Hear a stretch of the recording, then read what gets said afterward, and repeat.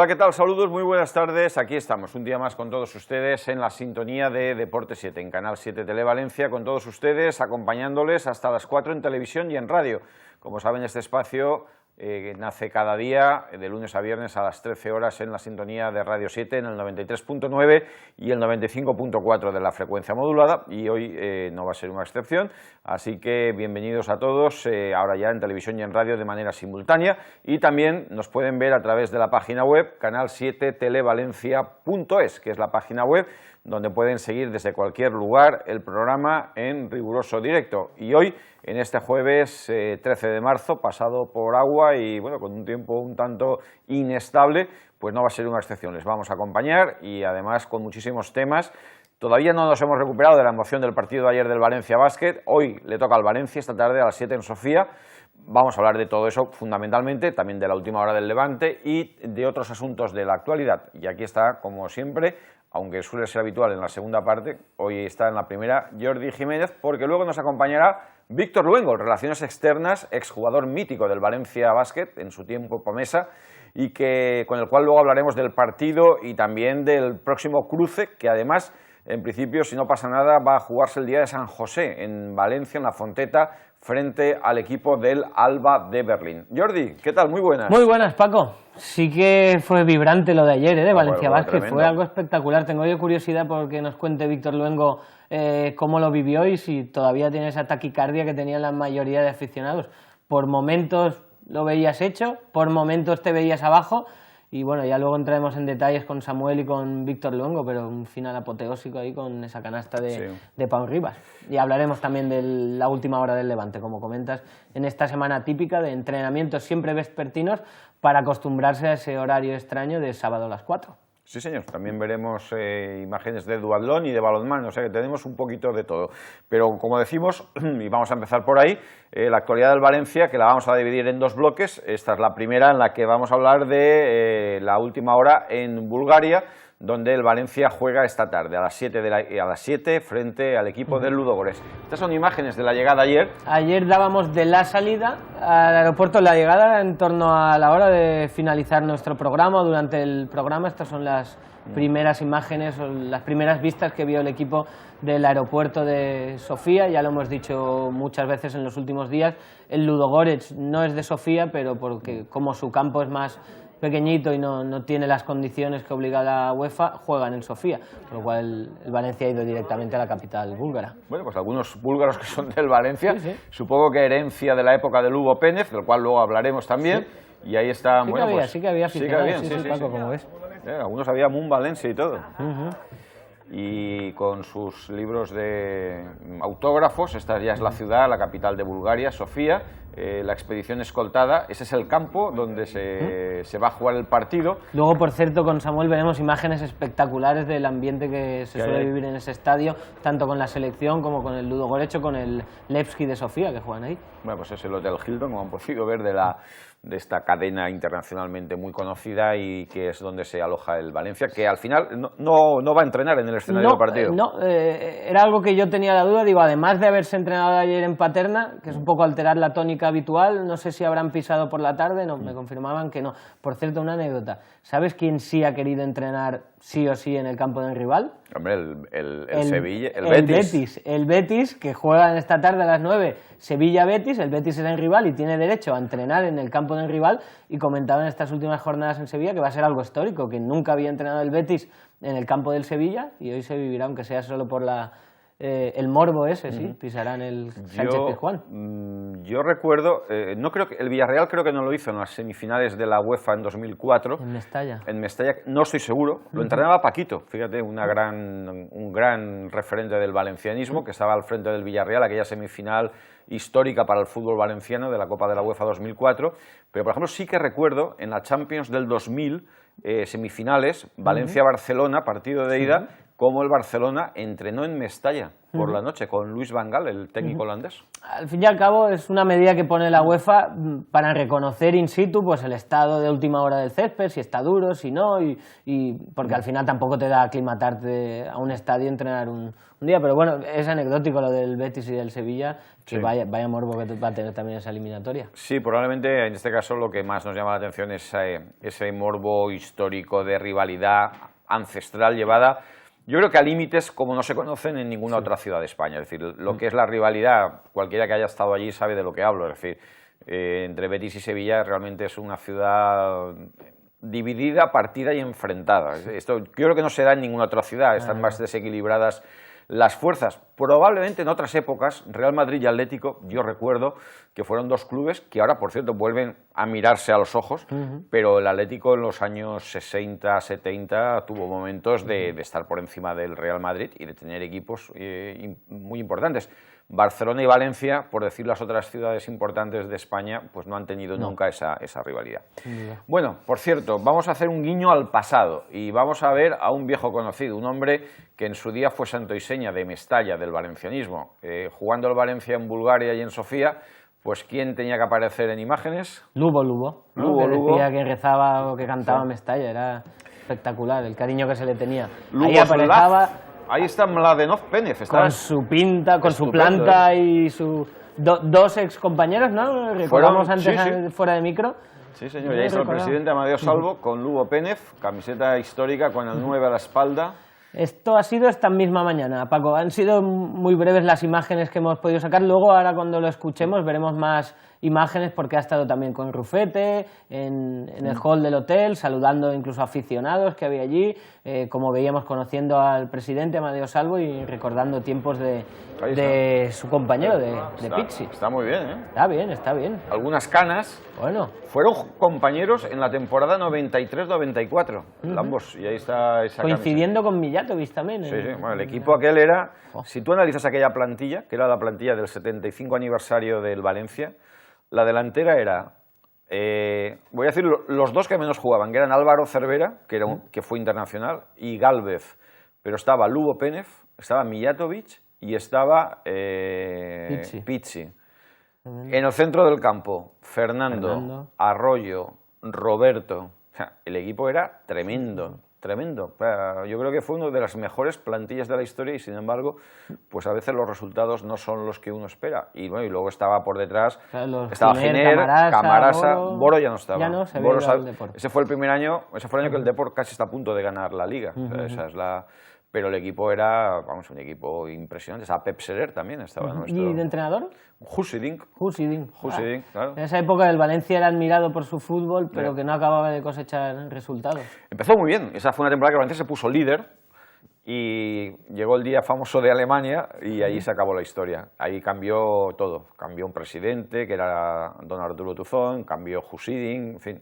Ya se precipitaron los acontecimientos. Luego, el propio Lugo Penev, ese fue el ejercicio en el que sufrió aquel cáncer testicular y que fue un golpe, un mazazo, dentro además de un clima de una erosión social tremenda. Ese año hubo 4 cambios de entrenador. Con Héctor Núñez, Paco Real, José Manuel Rielo, volvió Husidink, empezó Tuzón, luego Melchor Hoyos, que en gloria esté, y luego... Paco Roch, también falleció Arturo Tuzón, o sea, de los 3 presidentes que hubo aquel año. Pero era el año de las bodas de platino. Pero yo volviendo a Lugo, yo recuerdo que Penev, en mi época de juventud, era de los jugadores que yo recuerdo que más ha admirado Mestalla en ese tramo final, ¿no? De los 80 y principios y mitades de los 90. Yo creo que no ha habido un jugador tan aclamado como Penev en Mestalla. Yo creo que fue el primer gran extranjero que llega después de que el Valencia se recupere de la crisis económica. Solo estaba Bosio, que era el baluarte del equipo. Y el Valencia, la primera gran apuesta importante de la época de Tuzón es Lugo Penev, que viene del CSKA de Sofía, lo trae Roberto Gil, lo ve en el trofeo Gamper y en el año 89, han cumplido ya 25 años ya desde que vino Lugo Penev y estuvo desde la 89-90 hasta la 94-95. Su último partido fue la famosa final de la Copa del Rey contra el Deportivo de La Coruña. Y comentabas tú que cuando lo fichan en ese torneo Gamper también quisieron haberse traído a Stoichkov. Pero no había dinero. Buen ojo, no había dinero para tanto. Stoichkov además ya lo tenía al Barcelona y al año siguiente fichó por el Barça. Bueno, Lubo Pénez, al cual vamos a escuchar ahora, hablando de ese reencuentro con el equipo que le abrió las puertas del fútbol español, luego siguió en el Atlético de Madrid, ganó Liga y Copa, pero estuvo solo un año y se fue al Compostela y al Celta de Vigo. Ese fue su periplo por el fútbol español. Interesante, ya ves, he venido a saludar a los amigos, conocer también al presidente, Amadeo, y a ver, bueno, hace mucho tiempo que no viene un equipo español. En mujeres se ve mucho fútbol español y les gusta a la gente, o sea que para mí es algo muy normal. Y claro, hay dos equipos, dos cuerpos técnicos y es su trabajo, no es mi trabajo. Los dos equipos tienen posibilidades y jugadores para ganar la eliminatoria. Lo vamos a ver en esos dos partidos. O sea, yo creo que Ludogorets perfectamente sabe contra quién juega y Valencia también creo que se ha dado cuenta que va a enfrentarse contra un equipo que juega buen fútbol. ¿Fue una sorpresa que eliminara el Lazio? No. ¿No fue sorpresa? No, merecidamente Ludogorets está donde está en ese momento. Yo viajo mucho por España y he ido a ver varios partidos. Pero siempre es bonito cuando, pues, y además en mi país viene pues una delegación española. Y en este caso Valencia, pues donde he estado más años como jugador. Luego, ¿el futuro en el Valencia puede llegar algún día o no? ¿Por qué no? ¿Por qué no? Es posible. Bueno, Lubo Pénez, que es un hombre muy franco, muy directo, muy claro, tuvo sus más y sus menos en aquellos años, donde pues a veces se creaban conflictos disciplinarios, pero luego él llegaba, salía al campo y se metía al público en el bolsillo. Recuerdo sobre todo un partido en la temporada 90-91 que se tenía que haber incorporado a la disciplina del Valencia tras jugar con Bulgaria, un encuentro creo que era previo a la Eurocopa. Y llegó tarde. Llegó tarde, ¿no? Y estaba esperándolo Víctor Espárrago, entrenador. Víctor Espárrago, creo, sí. Era en la temporada 90-91, era Víctor Espárrago, su tercera y última temporada. Y Espárrago le dijo, no te preocupes que vas a jugar, porque la gente, este tío no puede jugar. No, vas a jugar, te vamos a poner una multa y luego vas a jugar. Claro, al final... Y el partido era contra el Real Madrid y ganó el Valencia 2-1, hizo un partido soberbio, marcó un gol. Creo que provocó un penalti también, expulsaron a Hugo Sánchez y bueno, fue un partido calentito. ¿Qué jugadores, qué jugadores, qué sí. había en esos equipos? Y ganó el Valencia 2-1 y Lubo, pues eso, se hizo perdonar con aquel partido. Y había incluso cánticos desde la grada, eso sí. Me ha hecho mucha gracia. ¿Cómo era? Vete de fiesta, Lubo, vete de fiesta. Qué bueno. Sí. La gente tenía una complicidad especial, realmente era alguien que te ganaba, ¿no? Era una persona, pues bueno, con sus arranques de genio, pero bueno, en el campo era yo siempre recordaré, lo he dicho antes en la radio, cuando se enfrentó a nada más llegar a España, en Vallecas le hicieron un partido trampa de estos, los defensas lo machacaron, él apenas hablaba castellano y el árbitro era Andújar Oliver, Mr. Rabillo, que lo llamaba José María García, que bueno, la hormiga atómica, pues, muy pequeñito y tal, y muy enérgico, muy nervioso. Entonces le sacaba la tarjeta así, le hacía ¡pam! Y Lubo Pénez lo miraba como diciendo, y lo expulsó. En la primera parte lo expulsó. Después de recibir, estaba acordándome de lo de David Navarro con Cristiano Ronaldo, ¿no? O sea, allí sí que fue un partido durísimo. Y sin embargo, Lubo cayó en la trampa, era un hombre muy nervioso, muy visceral, no sabía todavía dónde se había metido y lo expulsaron. Y al final del partido, que el Valencia lo ganaba 0-2 cómodamente, se le complicó y acabó empate a 2. Eso ha pasado.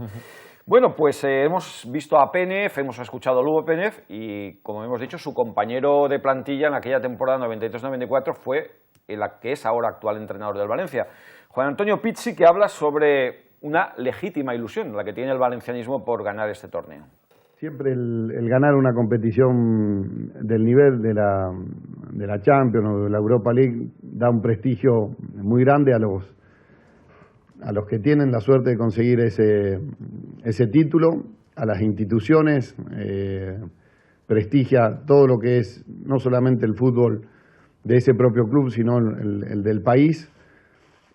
Y nosotros tenemos la ambición de poder llegar lo más arriba posible. Sabemos que es muy difícil, que hay un solo campeón en cada una de las competiciones, pero nadie nos puede privar a nosotros de tener la ilusión de creer que podemos conseguir este título. Así que hemos llegado hasta aquí, sabemos que vienen compromisos difíciles, de hecho el de mañana es un partido muy complicado Pero, insisto, la ilusión de llegar a la final o de ganar el título la vamos a tener mientras estemos en competición.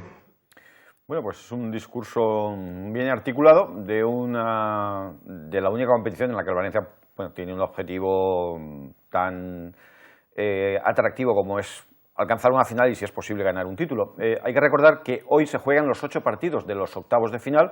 Hay 3 duelos que destacan fundamentalmente además del Sevilla-Betis y del partido del Valencia, pero hay 3 duelos espectaculares. Hay también una especie de derbi italiano, no es un derbi propiamente dicho porque no son de la misma ciudad, pero Juventus-Fiorentina pues es un partidazo. Y luego, para mí, el gran partido es el Oporto-Nápoles. El Oporto y el Nápoles han caído de la Champions.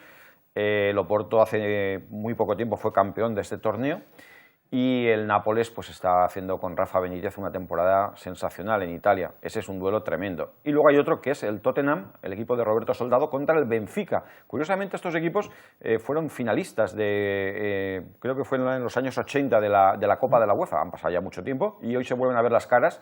Así que por ahí hay 3 equipos que se van a ir a la calle de estos enfrentamientos. Es que, como siempre, hay algún equipo más desconocido, como el Ludogorets, pero ojo, que todos advierten que es un equipo que juega muy bien, pero es que además, como tú comentas, hay nombres tremendos que podrían estar jugando ahora a estas alturas la Champions, la Juve sin ir más lejos, pero el Nápoles, el Tottenham, bueno, son equipazos. Y es bueno y es positivo para el Valencia que algunos de ellos se enfrenten a estas alturas en octavos, porque alguno va a quedar fuera. Probablemente la Fiore caiga contra la Juve y de ahí de la eliminatoria de Oporto y Nápoles también va a caer uno de los aspirantes a la competición. Los sorteos tienen estos cruces envenenados.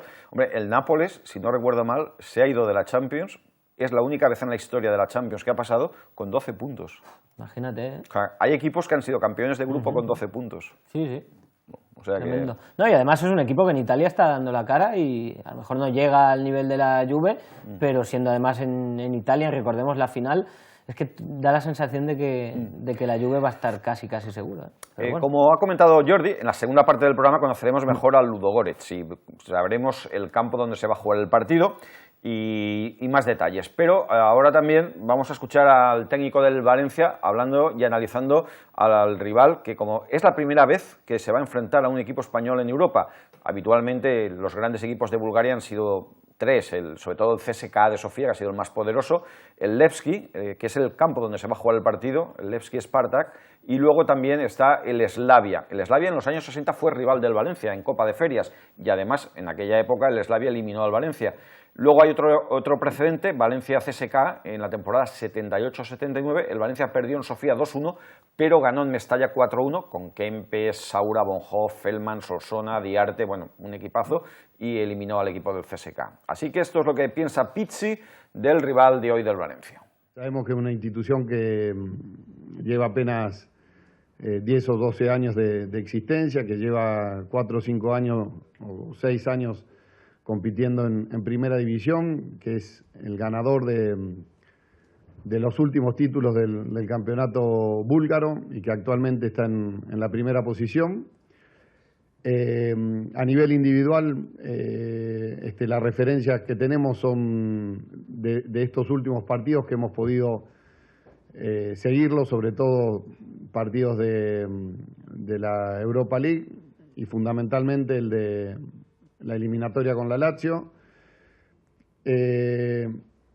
Lo que digo, siempre respetamos al máximo al rival. Creemos que no es casualidad que hayan conseguido lo que vienen consiguiendo en estos últimos años y que estén en esta instancia, y por lo tanto nos merece el mayor de los respetos. Sumado a eso, muchas veces el desconocimiento de las individualidades profundamente te genera una desventaja que seguramente con otro rival no tendríamos, por lo cual tenemos que concentrarnos mucho y tratar de darle la mayor información posible a nuestros futbolistas para que conozcan las virtudes y los defectos de los jugadores rivales. Alerta de Pizzi, sobre todo por ese detalle que puede parecer insignificante. Jugadores poco conocidos, poco contrastados, de los que se habla poco, a veces son talentos que están en secreto y que de repente cuando te das cuenta te sorprenden y te han robado la cartera y te lamentas de... Pero además los números, luego ya Samuel, como decimos en la segunda parte, ahondará más, pero los números son tremendos. Si no me equivoco, este equipo solo ha perdido un partido en la competición, en la fase de grupos y en esta eliminatoria contra Lazio, que ya son números para estar atentos. Es verdad que es un equipo desconocido, que viene incluso hace unas temporadas de estar en segunda división, pero ha ganado 2 años seguidos la Liga Búlgara y los resultados así lo atesoran. Bueno, la historia, el pedigrí, el prestigio, el pasado tienen su peso, su influencia, pero al final lo que cuenta es la realidad, el presente, el potencial. Y este equipo es un equipo descarado, crecido, ilusionado.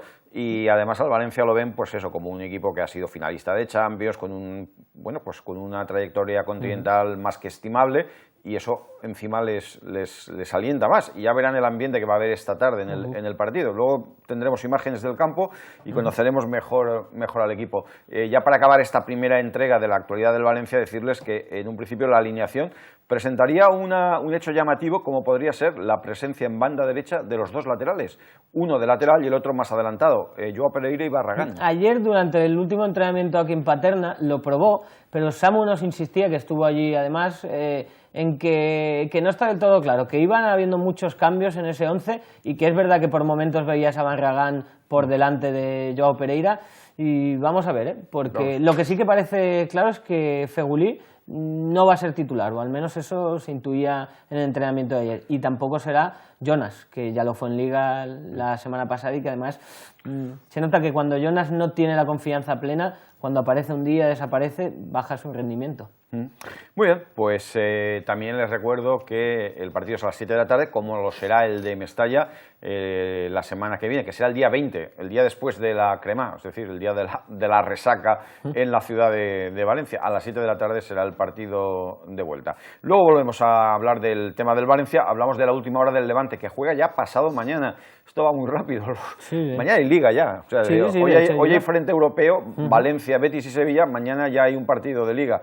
Y el lunes hay otro, por cierto, estupendo, el Villarreal Atleti de Bilbao. Un partidazo. Partido muy bueno. Pero bueno, vamos con el Levante, que juega a las 4 frente al Celta, pero antes de la actualidad deportiva... Exacto. Vamos un poco con, iba a llamarlo así la anécdota, no, tampoco. Un acto que tuvo ayer lugar en el Ciutat de Valencia, donde aprovechando el tirón de Keylor Navas y la magnífica temporada que está haciendo el equipo, el Levante se ha tirado el ruedo y ha montado con Luis Llopis, el preparador de porteros del Levante Unión Deportiva, que ha llegado este año con Caparrós, una escuela para porteros, tanto dirigida a chavales que están en época de crecimiento como para entrenadores específicos de porteros. Veamos si te parece este vídeo y luego ya escucharemos a Luis Llopis un poco dando las claves de este curso o de esta especie de campus virtual para porteros.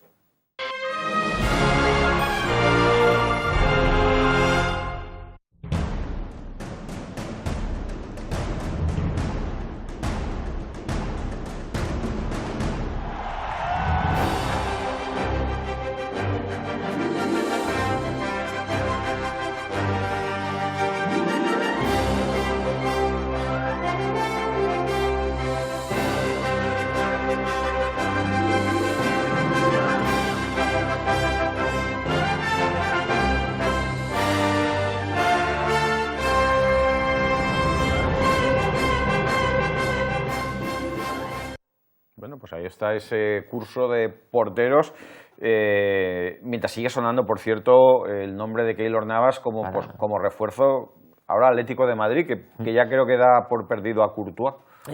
Hay muchos rumores en cuanto a Courtois y al Atlético en las últimas jornadas, pero la sensación que tiene el Atlético es que Courtois, su futuro depende del Chelsea, y bien sea para volver al Chelsea de Mourinho o para buscar una operación a 3 bandas, va a ser difícil de que siga. Ya lo decíamos durante los últimos meses, el Barça también necesita portero y el Barça ha preguntado. No vamos a decir que el gran objetivo del Barça es Keylor Navas, pero el Barça ya preguntó por el futbolista y en las últimas semanas también el Atlético, a través de sus representantes, se ha interesado por él. A mí me dicen que también desde Inglaterra han llegado muchos clubes preguntando sobre todo al representante cuál es el estado de la situación del futbolista.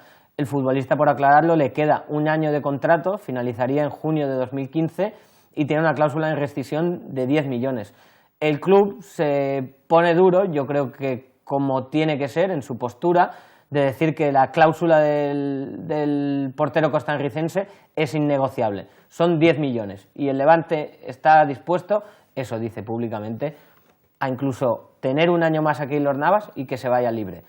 El Levante, en la situación económica que tiene, no puede hacer esa barbaridad. Todos lo sabemos, que este próximo verano Keylor Navas, antes o después del Mundial, saldrá. 10 millones es el precio que pone el Levante, pero también todos somos conscientes de que antes de que Keylor Navas se quede una temporada rindiendo en el equipo, pero saliendo a coste cero, el Levante aceptaría una oferta menor.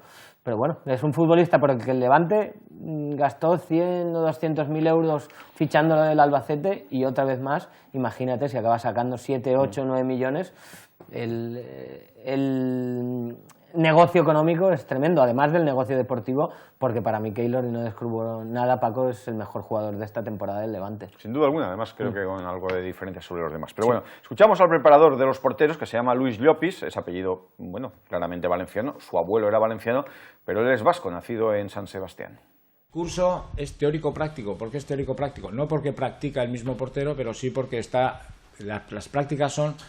Si yo te voy a enseñar cómo entrenamos en campo, pues te lo voy a enseñar. La posibilidad que tenemos al hacerla online, pues es la oportunidad que al grabar todos los entrenamientos en vídeo y algunas cosas que hemos grabado específicamente para el curso que hemos preparado, pues los chicos o los técnicos de porteros pues tienen la probabilidad de ver los conceptos técnicos, que es la teoría. Acuérdate que si no, va unida de la mano la teoría y la práctica, pero si la teoría la enseñamos con imágenes de la práctica, y como irás viendo en el curso, hay fotos secuenciadas con textos, con flechas, con tal, en el sentido de que la descripción técnica, aparte que va en la teoría con fotos y las secuencias enteras, pues también va acompañado de imágenes, donde esas imágenes, todas las secuencias de gestos técnicos, para la descripción técnica, para un patrón técnico, están, yo creo que casi diríamos que son prácticas. El Levante va a ayudar mucho porque hay muchos clubes, muchos colegios, muchos tal, que no tienen esa opción y les vamos a dar un poquito en la cabeza, porque lo que queremos que es, aparte de ser justos con los porteros,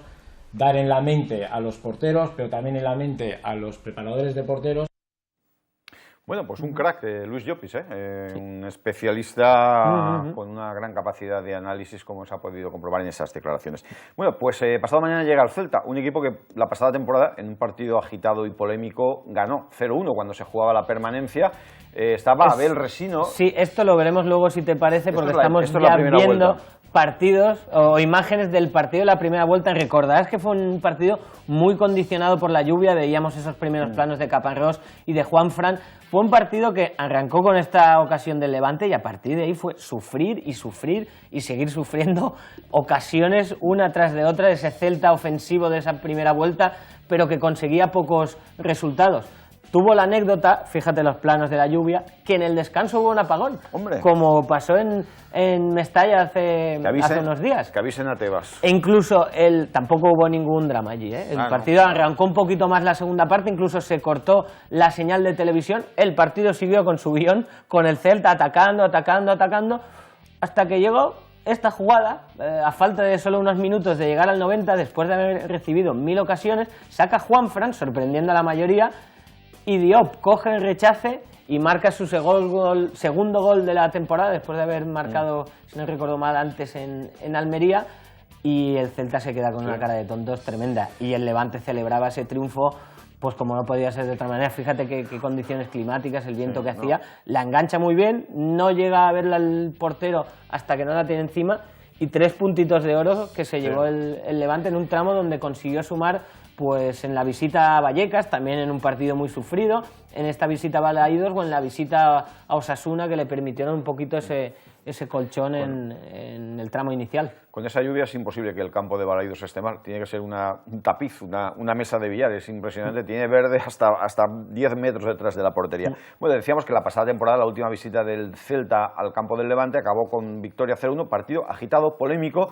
Estaba Abel Resino de entrenador en el Celta, con Pep Serer de ayudante, por cierto, nuestro estimadísimo Pep llegaba Serer. Justamente cuando vemos imágenes del gol de Augusto Fernández en un fallo, si no recuerdo mal, de Juanfran en el marcaje, estaba jugando en esa época de lateral izquierdo. Este partido era el siguiente partido después de toda aquella polémica del Deportivo, del Levante 0, Deportivo 4, una polémica que además saltó solo unos días antes de este partido. Pues bueno, en este partido curioso, el Celta, que le iba la vida, empezó ganando, el Levante no iba cara al aire, y en esta extraña jugada, donde tú dices, ¿qué ha pasado? ¿Qué no ha pasado? Pues sí, el colegiado señaló penalti sobre el defensor, que no se lo creía, en un tremendo agarrón, como estás viendo ahí, sobre agua fresca, que él mismo se levanta sin quererse nada. Y Barquero, que fue uno de los implicados en aquella fuerte discusión en el vestuario, con pesos pesados como Munúa, como Juanfran, como Ballesteros o Juanlu, es precisamente el que lanza y el que falla el penalti. Sí. Era poco habitual ver a Barquero fallar penaltis. Sí, y además engaña al portero, curiosamente. Bueno, pues ese fue el partido de la polémica.